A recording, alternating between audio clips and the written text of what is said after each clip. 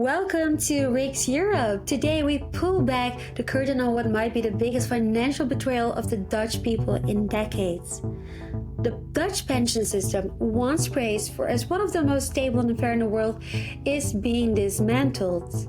Not because the people voted for it, not even because experts demanded it, but because Brussels made it a condition for releasing 4.7 billion from the so-called EU Recovery Fund. And in return, the Netherlands is giving up 65 billion worth of stability, collective guarantees, and security. And instead, we get what is called a casino model, where your pension swings with the stock market, your future depends on how Wall Street is performing. And here's the real kicker. It isn't about Dutch reform, this is about EU control. Our pension money is being hijacked to fund climate projects, military spending, and redistribution schemes that serve Brussels' ideological agenda, not the Dutch worker.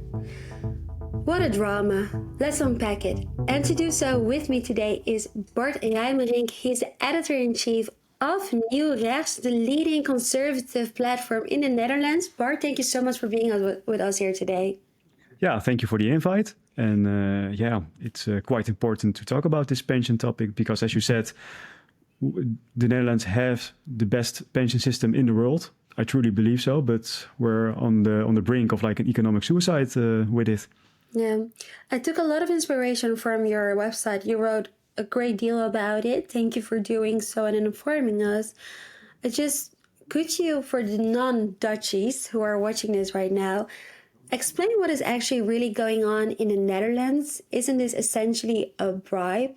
And also, let's be honest, like a casino pension, it sounds fun, but it isn't, is it? No. The question, is it a bribe? Absolutely. What we're witnessing is a total sellout. Our system, the Dutch pension system, is truly worldwide admired for being one of the most efficient systems. But we truly feel that it's being intentionally dismantled to please Brussels, as you already mentioned. In exchange, we get like a 4.7 billion EU recovery check from it. And our government agreed to completely overhaul a system that held 1,600 billion in assets. We have by far the biggest pot of pension money in the world, 1,600 billion euros. That's just an insane amount of money. And it wasn't about the reform of it, because they promised it as, well, our system has to be future-proof. But it was more about obedience.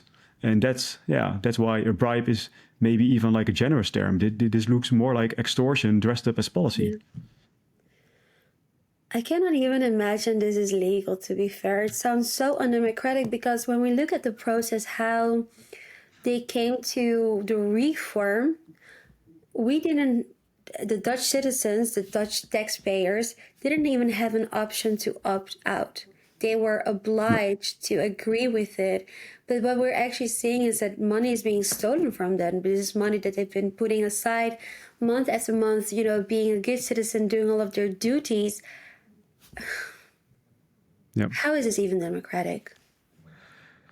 Yeah, well, it's not democratic, and frankly, it's barely legal. For this kind of important topic, there wasn't even a referendum. There was no serious consultation. Most people didn't even understand what was happening until it was too late, because the new law, so like the law for the future pension system, was installed in 2023. But a few months ago, the first pension funds started changing to this new system. And when one of our member of parliament, Agnes Jozef, proposed a simple opt-out for participants, like an individual opt-out that we had in like the old system, it was rejected by one vote margin on such an important topic. That's just crazy to think about. And maybe it's good to mention as well, and I don't want to interrupt you, but I will on this occasion, that it was done by Joost Eertman. This is someone who claims to be a conservative, who was always on a conservative spectrum. He was in the ECR. He had the one vote who could have changed it. It would have given the Dutch citizens the legal option to make an issue out of this new system, to opt out. It feels like betrayal, to be fair. Oh yeah, for sure. And the most stupid part is that his party was or is back on the rise in the polls. And now for this topic, like let's be real, like a good pension system is probably like one of the fundamentals of a thriving society. And now we're going to a real like casino-based pension because a part of your salary is now fully going to be invested by the pension funds, and you have no say about it. And that's just a scary thought. There is no security for the future. Like my parents, they have like a solid pension, and they already knew for years what their pension would be. But I don't know. My pension can change from day to day, depending on the stand of the markets, and that's just a scary thought. It is super scary, especially when you think about it. It is very painful. You know, you want to be a good citizen, you want to contribute to your country, you pay your taxes, you do your whatever is expected from you as a good citizen. The bare minimum you would expect from your government is that they are actually doing whatever in your best interest, which is giving you that security when you're old and your body isn't that strong anymore. You can actually enjoy that older day. This is the whole reason why you're working and paying so much taxes when you're younger. And as you mentioned, 1,600 billion in total pension funds. You know, this is money that people have set aside so they can really enjoy their retirement with dignity. And I read that once this new system takes place, our pension by definition will be worth 25% less. Keep that in mind. 25%. Think of all the hours of works. Poof.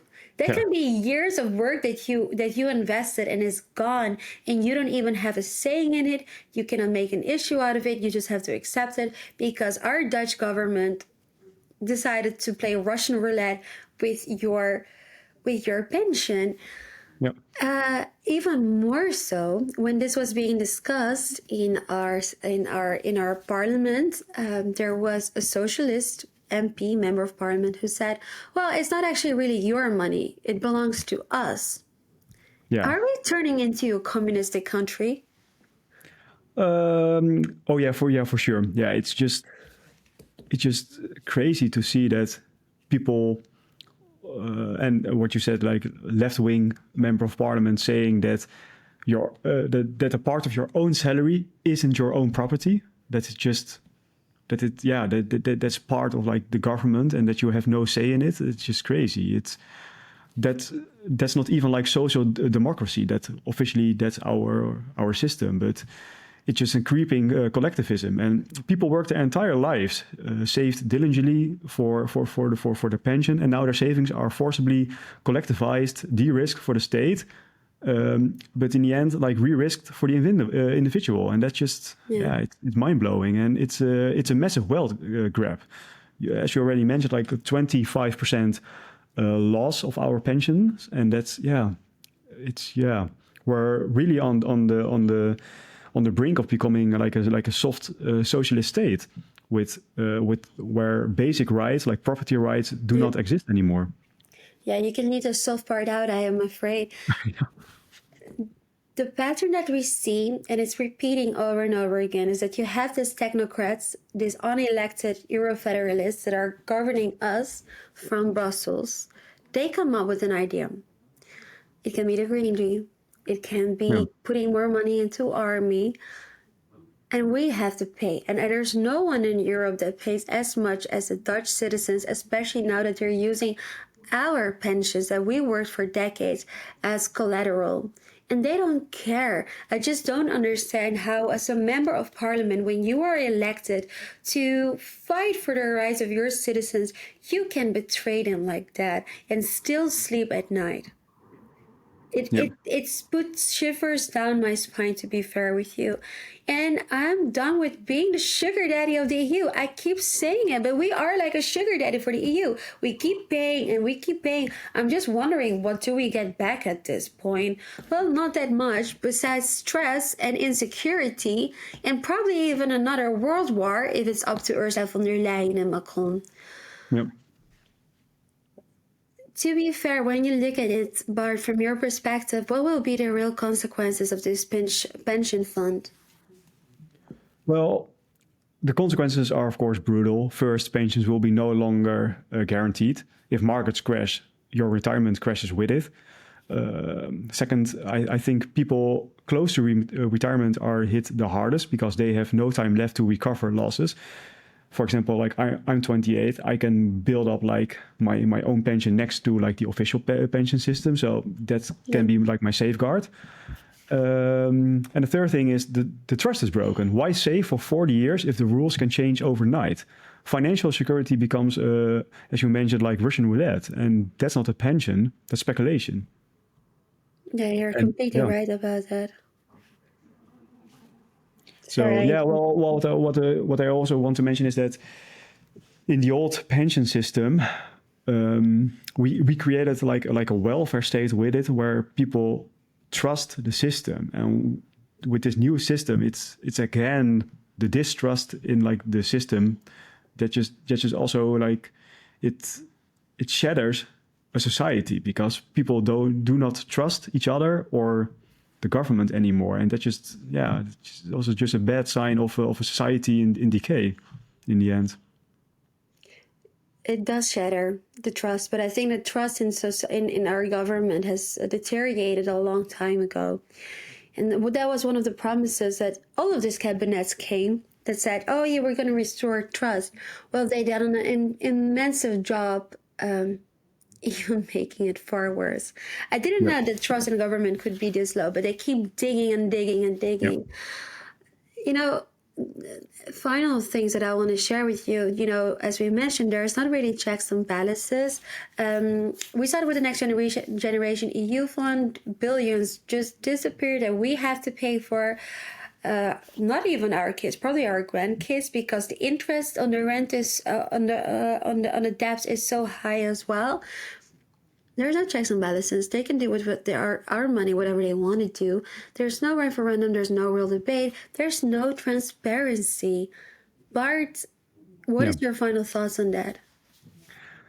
Well, first of all, you're absolutely right.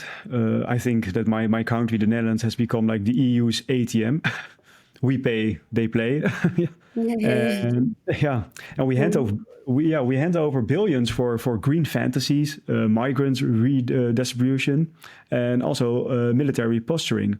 Well, our own elderly, but also our future kids, are told to accept less for their pension. No vote, no veto, no voice. This is how sovereignty dies.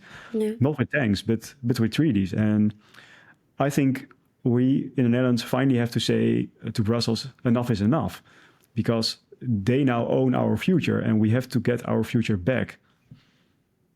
Bart, thank you so much. I just want to express one more time to our Dutch viewers, if you haven't been following NieuwRechts, please do so. They're an incredible news outlet. They're not afraid to say what the even other conservative news outlets have not been telling us.